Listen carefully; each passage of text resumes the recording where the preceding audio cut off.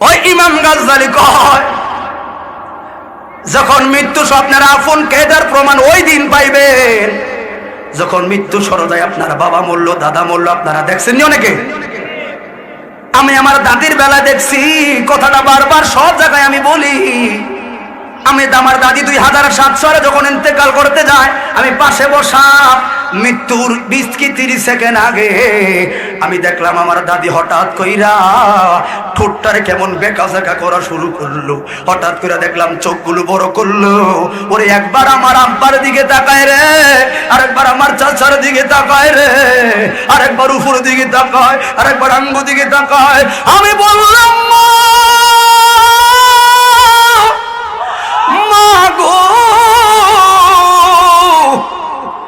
দাদি এমন করে কেন গো?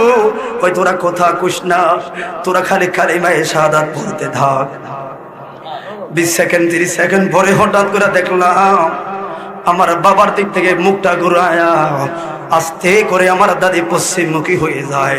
সঙ্গে দেখলাম দু নয়নের কোনা দিয়া পানি ঝরলো, দাদি চুপ হইয়া গেল। আমি বললাম মা, দাদি দেখুন কথা কয় না। কয় তোর দাদি দিন পাইছে, তোর দাদি দিন পাইছে।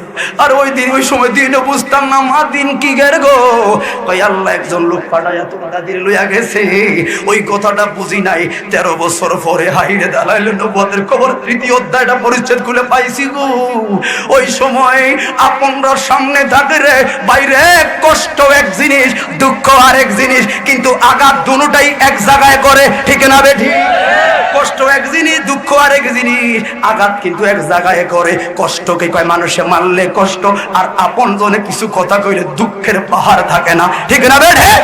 ও বন্ধুরে, ওই সময় একটা মৃত্যু সরজায়ের ব্যক্তি কষ্টের চাইতে দুঃখটা বেশি, কষ্ট দুঃখ হবে বলে হুজুর দুঃখ কি? আজরাইলের ব্যথা কি কম নি গো? কয় কম না। আল্লাহর নবীর সাহাবী রাসূল পাকের কাছে প্রশ্ন করলেন, ইয়া রাসূলুল্লাহ, আমরা সবার বাড়িতে মালাকুল মউত আইব, নবী গো মালাকুল মউতটা কেমনে আইব? আমার নবী কয়, সাহাবীরা রে শুইনারা, আরে একটা বকরিকে জবাই না কইরা রে যদি তার এক পাশ দিয়া টাইনা চামড়াটা খুলে কেমন লাগবো? সাহাবীরা হাওয়া করে কান্না শুরু করলো। আমার নবী বলে, সাহাবী এর চাইতে আরো 1,00,000 গুণ কষ্ট দিয়া আমার সাব্বাইয়ের পাগলার জীবন নিব রে। ওই সময় কষ্টের চাইতে দুঃখটা বেশি কেন জানুনি? ওই সময় রে আপনার কাছে যারা থাকবো এরা আমার গ্রামের না রে, এরাই আপনার ঘরের লোক দাঁড়াইয়া থাকবো। হাই রে, এই দুই ডাইনে তাকাইয়া দেখবো বড় ছেলে মেয়েরা পরিবারের সবাই বসারে।